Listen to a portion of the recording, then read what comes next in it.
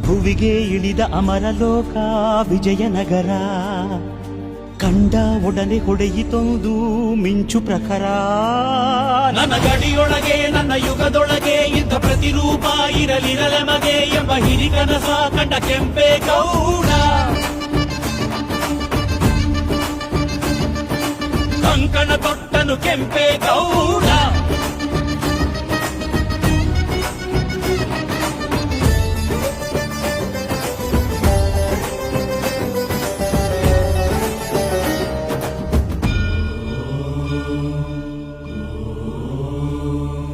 ಕನಸಲ್ಲಿ ಬಂದಳು ತಾಯಿ ದೇವಿ ಅಣ್ಣಮ್ಮ ತಾಯಿ ಜಗನ್ಮಾಯಿ. ಗುರಿ ಸೇರು ಉತ್ತರದಾಯಿ ಎಂದು ಬೆನ್ನಿಂದೆ ನಿಂತ ಮಹಾಮಾಯಿ.